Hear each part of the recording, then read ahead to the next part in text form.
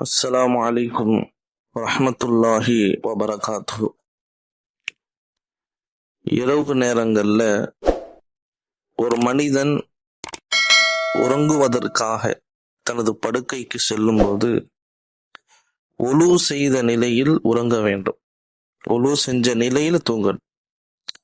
அல்லாஹுடைய தூதர் ஸல்லல்லாஹு அலைஹி வஸல்லம் சொன்னாங்க, எந்த மனிதன் இரவில தூங்கும் போது ஒலுவோடு தூங்குவாரோ அவர் மேனியோடு ஒரு மலக்கு இரவை கழிப்பார். அவர் கிட்டக்க இருப்பாங்க. அவர் எழுந்திருக்கும் வரை அவருக்காக அந்த மலக்கு துஆ செஞ்சுக்கிட்டே இருப்பார். எல்லா விதமான கெடுதிகள் வருவதை விட்டும் பாதுகாப்பார், தடுப்பார். அல்லாஹ் ஒரு செக்யூரிட்டி மாதிரி, ஒரு பாடி கார்டு, ஒரு போன்சர் மாதிரி நமக்கு அல்லாஹ் ஏற்படுத்திடுவான். நைட்டு தூங்கத்துக்கு முன்னாடி ஒலு செஞ்சுட்டு படுக்கணும். அதிகாலையில எந்திரிக்கும் போது அந்த மலக்கு துஆ செய்வாங்களாம், அல்லாஹும்ம ஃகிஃபிர் லஹு வர்ஹம்ஹு, யா அல்லாஹ் இந்த அடியானை மன்னித்து விடுவாயாக, யா அல்லாஹ் இந்த அடியானுக்கு நீ இரக்கம் காட்டுவாயாகன்னு துஆ செய்வாங்க. பரிசுத்தமான மலக்குகளின் துஆ அல்லாஹ்வின் சன்னிதானத்தில் உடனே அங்கீகரிக்கப்படும்.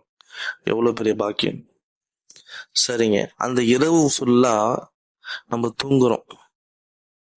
தூங்கும்போது அல்லாஹ்வுடைய தூதர் ஸல்லல்லாஹு அலைஹி வஸல்லம் சொன்னாங்க, திடீர்னு கண் விழிக்கிறோம். நைட்டு 12 ஒரு 10 மணிக்கு தூங்குறோம், திடீர்னு 1 மணிக்கு கண் விழிக்கிறோம், இல்லை ஒரு 2 மணிக்கு கண் விழிக்கிறோம். அந்த கண் விழிக்கக்கூடிய நேரத்துல நம்ம என்ன துஆ கேட்போமோ அல்லாஹ் அதை கபூல் செஞ்சிருவோம். உலக ரீதியாக மறுமை ரீதியாக எந்த நலவுகளை கேட்டாலும் அல்லாஹ் கொடுப்பான்.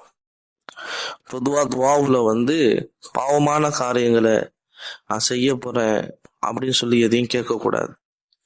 இரண்டாவது, உறவை முறிக்கக்கூடிய காரியங்களை எதுவும் கேட்கக்கூடாது, அது கபூல் ஆகாது. அது அல்லாம நல்ல விஷயங்களை உலக ரீதியாக மறுமை ரீதியாக எதை கேட்டாலும் அல்லாஹ் தருவான். அடுத்ததாக ஸல்லல்லாஹு அலைஹி வஸல்லம் உதுவா கற்றுக் கொடுத்தாங்க. இப்படி இடையில விழிக்கிறோம், அது ஒண்ணு. இரண்டாவது, தூங்கி எழுந்தவுடன் எஞ்சி அப்படியே பெட்ஷீட்ல அப்படியே உட்கார்ந்து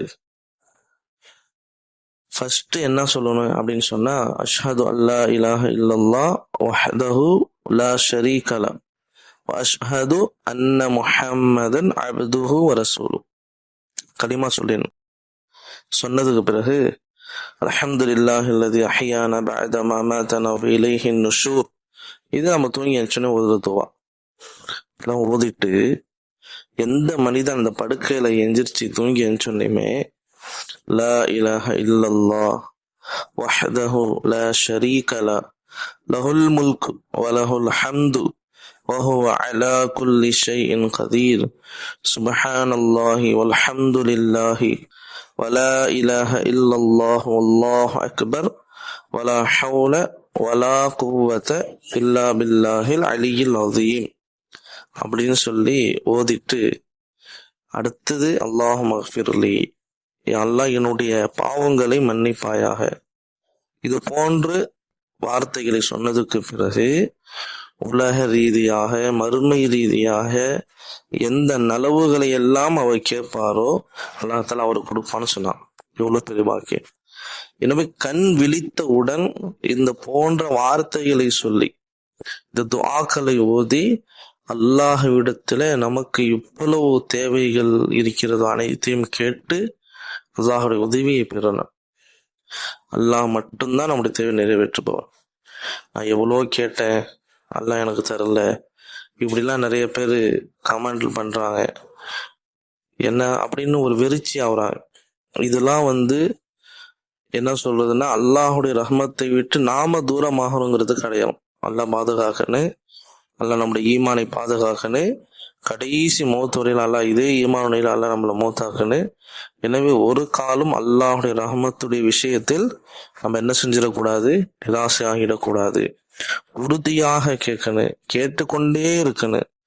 அல்லாஹ் தஆலா ஒவ்வொரு மனிதனுக்கும் ஒவ்வொரு மனிதனுடைய நலவை அறிந்தவன் அல்லாஹ் மட்டும்தான். எனவே அந்த அல்லாஹ்விடம் நம்முடைய முழு தேவைகளை ஒப்படைக்கும் போது நிச்சயமாக அல்லாஹ் தாலா நம்முடைய துஆக்களை கபூல் செய்வான். அப்படிப்பட்ட நல்ல மக்களாக அல்லாஹ் வாழ தௌஃபீக் செய்வானாக. ஆமீன்.